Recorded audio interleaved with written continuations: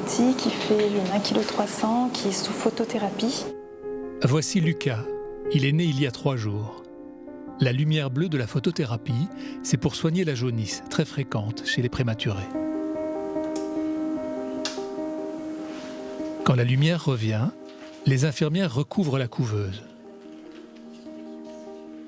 C'est pour protéger de la lumière. Ce sont des grands prématurés, donc on essaye au maximum de reproduire l'utérus de la maman. C'est vraiment essayer le plus possible de permettre cette position un petit peu fétale qu'il était dans le ventre de maman. C'est pour ça qu'on essaye au maximum de représenter un petit peu ça par nos mains et par les langes. Il y a à La Réunion 2 fois plus de prématurés que dans l'Hexagone, car la prématurité est liée à des facteurs comme le diabète, l'hypertension et la précarité en général. En France, on estime qu'un enfant est viable à partir de 24 semaines de grossesse, 5 mois et demi, et s'il pèse minimum 500 grammes.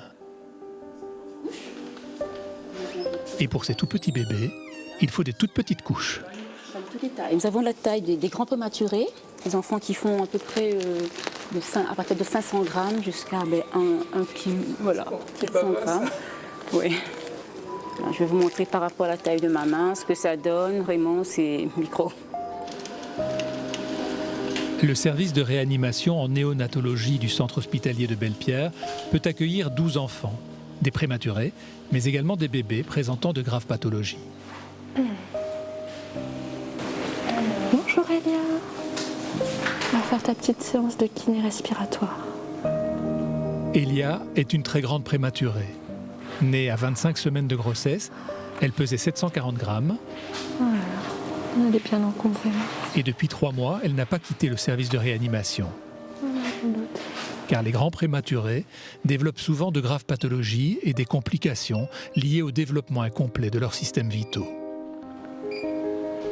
Alors là, je lui fais la kiné respiratoire pour l'aider à remonter ses sécrétions parce qu'elle est bien encombrée. Donc on met des petites pressions au niveau du thorax et de l'abdomen. Dans la chambre à côté, une maman campe sur un lit pliant depuis 3 semaines. Son petit garçon a été transféré depuis Mayotte dans le cadre d'une évacuation sanitaire car il souffrait d'un grave retard de croissance. Coucou Pénaïs. On va se laver maintenant. Voilà, doucement, doucement. Chut.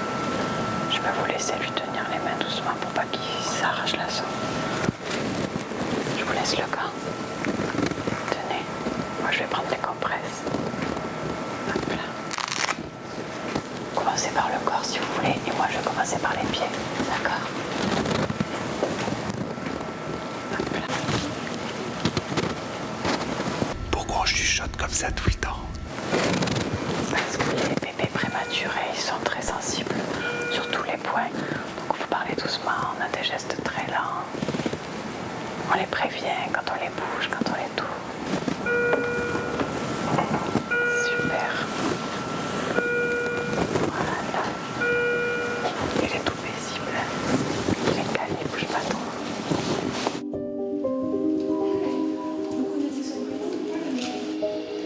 J'ai juste installé un petit peu sur le ventre. On y va. Pour la petite Katia, c'est l'heure du petit déjeuner.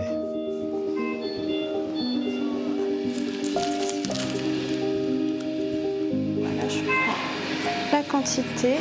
Elle a 3 millilitres. C'est une sonde qui passe par la bouche qui va directement dans l'estomac. Ça descend tout doucement à son rythme. Le lait donné aux prématurés est du lait maternel. Un médecin explique donc à la maman de Katia l'importance de tirer son lait. Elle fait moins d'1,5 kg, donc elle a besoin de lait maternel parce que sinon le lait artificiel est trop agressif pour elle. Donc là, il faut... Alors c'est vrai que c'est contraignant de tirer le lait, hein, c'est pas rigolo, c'est pas sympa, mais il faut essayer de le faire le plus souvent possible. Quelques instants plus tard, nous retrouvons le petit Benaïs dans les bras de sa maman. Vous êtes inquiète? Beaucoup. Parce que nous, lui, elle n'a pas respiré. Ça fait longtemps qu'on est là et Il n'y a toujours pas une solution. Il n'y a pas d'amélioration. Alors vous restez près de lui tout le temps. Vous ne voulez pas partir. Bonjour. Bonjour, je suis Madame Pontiac, l'assistante sociale. J'aimerais pouvoir vous voir par rapport à vos papiers et à votre hébergement. Malgré l'inquiétude de la maman, l'assistante sociale va tenter de la convaincre d'aller loger à la maison des parents, une structure d'hébergement située à proximité de l'hôpital. D'accord. Bonjour madame, je suis Dr Gavin, je suis anesthésiste. Bonjour. Jessica, la maman d'Elia, elle, vient d'arriver à l'hôpital. Et l'anesthésiste vient l'informer qu'il va falloir opérer sa petite fille. Elia, elle va probablement repasser au bloc opératoire en fin de semaine. Oui, oui. Vous savez qu'elle a une rétinopathie. La petite fille a une grave affection de la rétine. Si on ne l'opère pas, elle risque de perdre la vue. Alors mon bébé, on va faire le câlin, hein, chérie? Tous les jours, on propose aux mamans de pratiquer le pot à pot. Encore, ma chérie. Une technique qui a prouvé depuis longtemps ses bienfaits pour la mère et l'enfant. Alors, ma chérie. Trop câlin? Trop câlin avec maman. C'est que du bonheur qu'il soit contre nous, de bien sentir la chaleur. Voilà. Et là, vous ne voyez pas quand vous allez pouvoir rentrer à la maison? Non, pour l'instant, non. On ne sait pas encore. Peut-être ça va encore durer 2 mois, mais on demande à Dieu qu'un jour, tout ça, ça va s'arranger et qu'elle puisse aller rentrer à la maison avec nous.